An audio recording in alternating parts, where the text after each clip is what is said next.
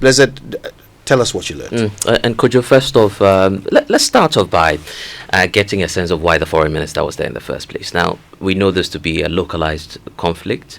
Unfortunately for us, this is an area that is quite close to the Ivorian side. It's just about 2 hours drive if you're moving from Boli by road. So unfortunately, when all of these erupted, the natural sense of security and what you would expect people doing when they're displaced is to seek shelter where they can find one. So that's what forced over 13,000 people moving across the border into Vonkoro. Now, Vonkoro is one of the border communities along the Bole area or stretch where there's a lot of cross-border activity. So it's quite an established community in Ivory Coast. So most of these people, 13,000 as the Interior Minister put the number, had crossed over into that area. Now, in international law, when that happens, it means that you would obviously have to involve the next country. You can't just move in with your security. You can't move in with your border control. Neither your armed forces cannot breach the territorial integrity of another. So it's the reason for which the minister decided to move last week or last Friday, moved into Ivory Coast first of all to engage with the Ivorian authorities, and were met by the Foreign Affairs Minister of Ivory Coast, who then, of course, gave some briefings, and they held further talks on how to approach the humanitarian situation. The agreement with the Ivorian authorities was to jointly go there with their foreign minister as well. So the arrangements were made through the Ivorian Air Force for us to touch down directly in this Vonkoro community. Unfortunately, that wasn't possible, so it delayed flight arrangements and all of that, and we rerouted, if I should put it that way, through the Tamale Air Base. So we then moved into Ivory Coast more than twice in the space of 24 hours. That's what happened. So we eventually landed, at the Tamale Air Base, where we then took another 6 to 7 hour drive, now by road, into Vonkoro. So that's the reason for which the foreign minister was there, first of all. And when we got there, we were met by this sad spectacle of our own citizens, taking refuge at a camp in Vonkoro.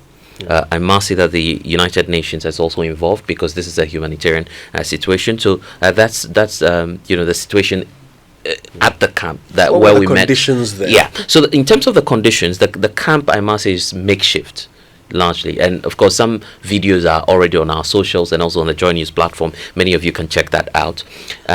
There's no electricity connection as of now, because the indication that was given to the foreign minister is that in terms of those logistics and the requirements, they need to pay some amount of money to the Ivorian authority, because mind you, you've crossed into another country. So for you to get electricity and all of these things, you need to fix all of that for the people to have the kind of normalcy that will be the case if they were living in their area. So we understand some amounts of money will be paid to the Ivorian authorities to connect the electricity, get water into the place. But for now, what the president has readily done is to give 6 million CFA francs, which is translating, I understand, to a little above 140,000 Ghana cedis.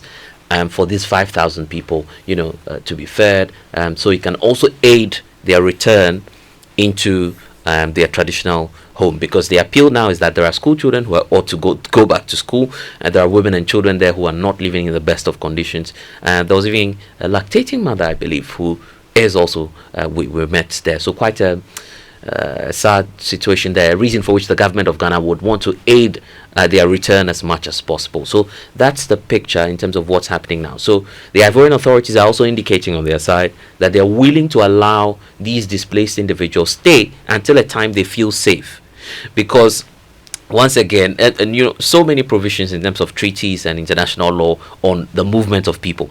Under international law, you cannot force people to move against their will. And so although they may be refugees seeking refuge in another country, you ought to convince them to come back.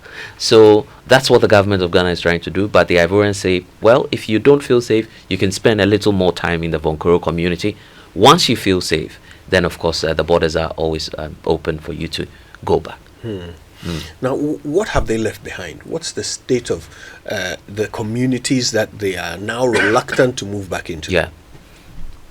We had concerns. I also had concerns when we had to go by road, because you were not really sure of what you were going to be surprised with. And we're moving almost at midnight when we're making that return journey. So you go through this community and you get a sense that the security situation is now stabilizing. So you would still have, little security checks in terms of curfew, which we understand is still in force, just to keep everyone at home and to ensure that the streets are safe. So that's the situation we met there. I think the local assembly is quite close to the community in question, so that makes it easy for the security agencies, the DISEC, and other intelligence officers to liaise and to work together so that they're able to facilitate the safety of these individuals. And I also have to at this point commend the Ivorian authorities, because ideally, if this were to be a different scenario, you'd find the Ivorian authorities perhaps not giving us permission or allowing the government of Ghana to just move in and ask all of these people to come through. It's because of that, friendship and good relations that these two countries have enjoyed that is now aiding the return process. And we understand that over 8,000 have returned. What we have now in the camp is a total of about 5,309 individuals who would have to make their way back home. Now, let's find out a little bit more about what's happening on the ground. Yeah. Our own Savannah regional correspondent, Isaac Nongya, joins us on the line. Isaac, it's a pleasure. Good morning. Do we have Isaac Nongya? Not yet. Okay. All right. Now, quick clarification, Blizzard. Yes, You said how much money has been given to the people for feeding? I think that's 6 million CFA franc. Yes. And that's how much in Ghana cedis? I saw someone doing a conversion, but we can do that really fast. Let me it was do around that. 142,000, I believe. But 6 million. You have Google, so you can CFA quickly do that. Yes. To Ghana To Ghana cedis. cedis, yes. 131,000 Ghana cedis. Right. So and how many people are there? So you have about 5,309 now at the camp, excluding other officials and some members of the community who are there. And how long is this money supposed to feed them? The expectation is that they are to return immediately. Okay. But not all of them would want to come. So you have lights to provide for the camp, the tent that has been fixed. Some of them have done some makeshift arrangements where they're able to cook for the mass of people that are there. Okay. So the belief is probably that money would go in for those who would not want to just get back immediately. That Okay. money could go into that support service. Because if I look at the numbers, it's Yes. about 24 Ghana Yeah. cedis per person, Yeah. and I think that's Wow. inadequate. Yeah. Right. I But think that's- mind you, it's also a personal donation from the president. Just Okay. to be Okay. clear on that. So what's the Yeah. state's funding to support these people aside the state president's wants them personnel? back. The state wants The them state back. wants them back, except to say that there's supposed to be an invoice on the connections and the requirements for the place, which the head of mission then gave updates on. That when the Ivorian authorities furnish them with the amount, it means it becomes our obligation, because these are our citizens or our nationals. So the government of Ghana would have to pay that amount through our mission in Ivory Coast. I think we have Isaac Nongya on Yeah, the line right. now. Isaac, good morning. Good morning. Now, obviously, the president would rather that these 5,309 Ghanaians come back home. But what is the state of their home? Well, what I can say for our observation within the week is that their homes, the communities are very, very quiet, in the sense that you only see livestock and farm products around. The doors remain shut. So I can tell an authority that in Gbenyiri, where the trouble started, you have a sizable number of women and children in this community. Viable bodies like men, no, they are large. You will find them. Extend that Calabar, if you heard what happened within a week, 2 tipper trucks and a compound house were burnt, and 2 people are in custody for that. Also, the previous week before this one, a young man is alleged to have been shot dead, and the corpse currently in the Banago at the center, the St. Anne's Catholic Hospital, morgue. So the few who are still there in the camp, those were told by the authority of the Ghana Red Cross Society, ran from Chanchere in the border district back to the camp for fear of being attacked. This year could be just rumor or authentic. But I know in a situation like this, people don't take any information for granted. So in the ground, what I can say also is from both Solatna Kalba district and that of Bole, the business center has been deserted. All major shops, provision shops I mean, and business in general have been shut down as we come to stand still. I will speak. And the impact is on the people that are feeling it. But shops are closed down. Teachers, nurses, and other public sector workers who have found themselves within the sector, including representatives, are all on the run and they have not returned. One major thing that the two districts will begin to feel the early part of next year will be food shortage. Because hundreds and thousands of farmland, especially groundnuts, yam, and cassava that are due for harvesting, are lying fallow in the farms. And then they maize, beans here and there. The herder cattlemen, the headers, mostly those who are immigrants, will have a field day with their cattle in some of these farms, grazing here and there. So the picture on the ground is more like one that one can easily predict that a larger proportion of these farmlands are being taken over by cattle. You expect what will happen when it comes to food production this year. Yeah. Isaac, the president is assuring the refugees that if they come home, they will be safe, and that the security provisions have been made in their communities. Is that your observation? Well, the president is somebody who's on top of the security issues. Maybe he's speaking on something. And one thing we have also observed on the ground, I just asked the DC this morning, DC for South Nakalba, if you are asking the people to return to their communities, if you see the people are going back to their community, I want to ask a community like Calabar, where somebody was shot dead within a week, and house and a car burned down. You think those people who are also in the cabinet from Calabar would like to go there? His answer was no. So the effort has been put in place by government to contain the continual escalation of exercise. Fantastic. But the people themselves who know the measures to put in place for their personal security are not buying to official security protection. That's what I can say now.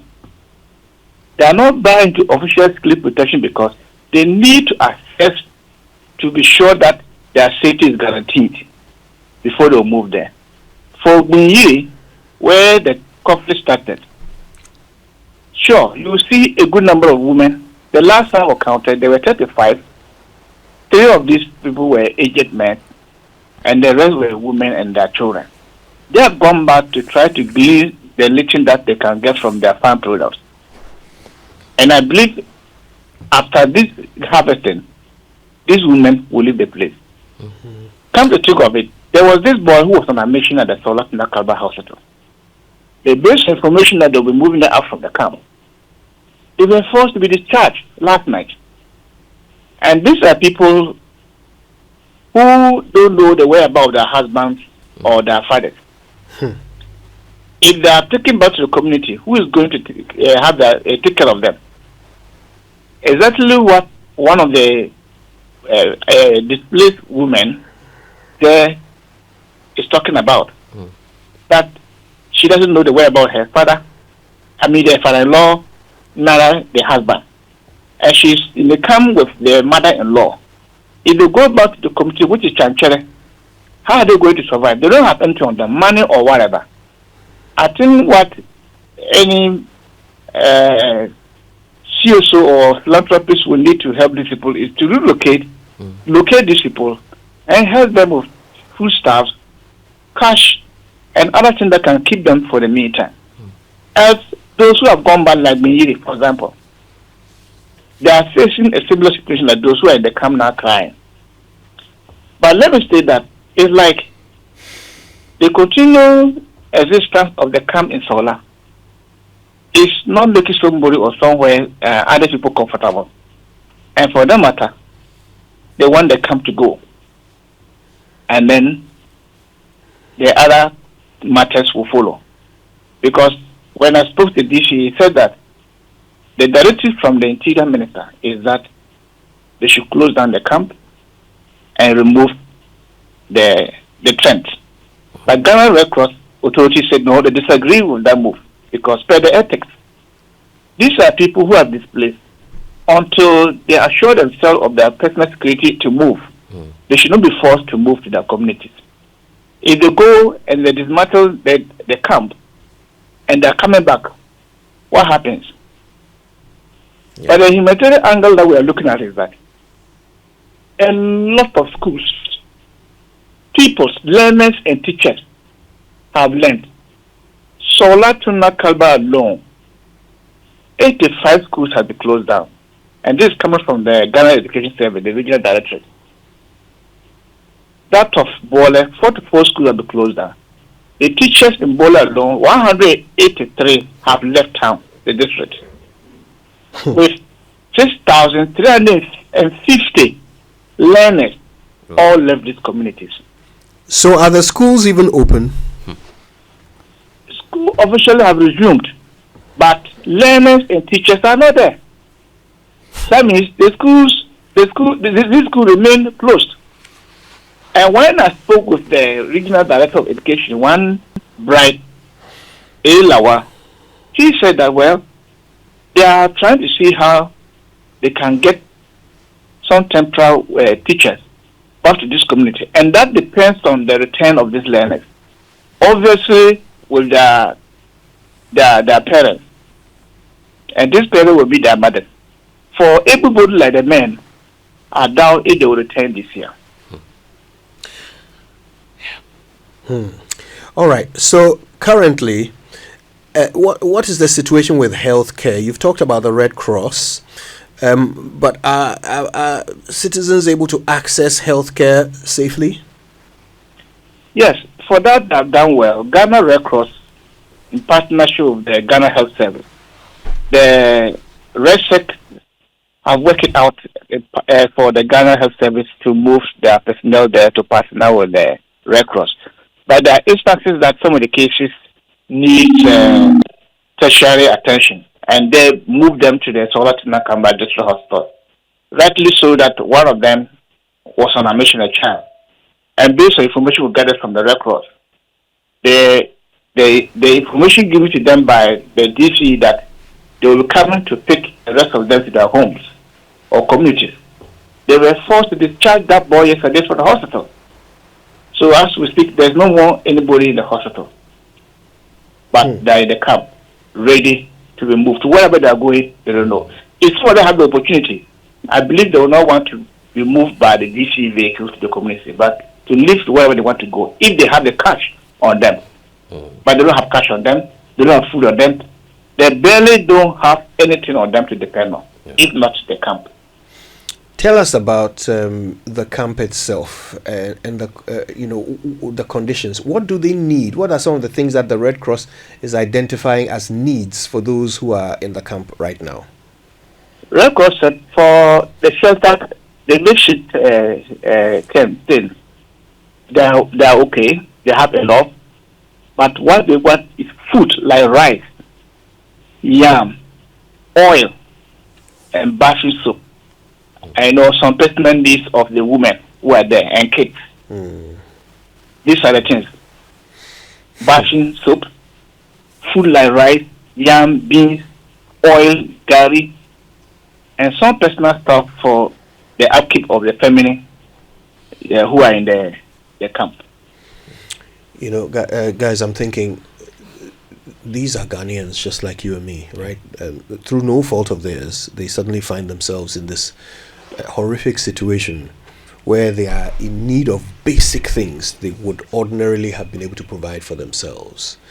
I think if there is ever a time for us to show our neighborliness, if there's ever a time for us to show that we are indeed one people, this is it, right? Every person who has ever sat at home, listened to the news, heard about this conflict and thought, why are they fighting? Well, here's a chance to prove that we can be different. We can do things differently. We can look after each other rather than persecute each other. So listen, I want to say this directly to our dear friends in the corporate world who listen to us, who watch us on our live stream. These are Ghanaians who find themselves in dire straits. But if we come together, then this situation will not be forever. If we come together, we can help them out of it. I really want us all to cast our eyes to Gbenyiri and see what we can do to help the people there. You've heard it. You've heard what they would need. Rice, oil, gari, sugar, soap, basic hygiene items for the women. Water. Yeah. What can we do? What can we send to them? What can we send to Gbenyiri to alleviate their hardship today? What can we do? There aren't that many of them. There are a few thousand of them in dire straits. And we can help. We can. Let this be the one good thing we've done this year. Let's reach out to the people in Gbenyiri. The list again. Rice, oil, gari, sugar, water, soap, women's hygiene items. We've done this before. Let's do it again. Basic first aid stuff. Yeah. Basic medications, they need that as well. Yeah. And if there are professionals who can offer some services, I'm sure the Ministry of Interior can arrange some security, right? So if we have some OB and gynaes and some, basic healthcare services, some screening, because these people, I'm sure most of them traveled by foot to get to Côte d'Ivoire when the conflict started, right? They'll have all sorts of challenges, right? So some health screening, so we give them some help. We should be able to do this. That would be a blessing. But I guess we can start with the items, right? Those we can send over there and they will reach them, safely and securely without us having to go there, ourselves. We can send some items.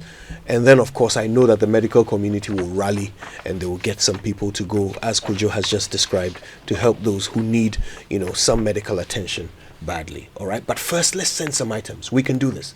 We can do this.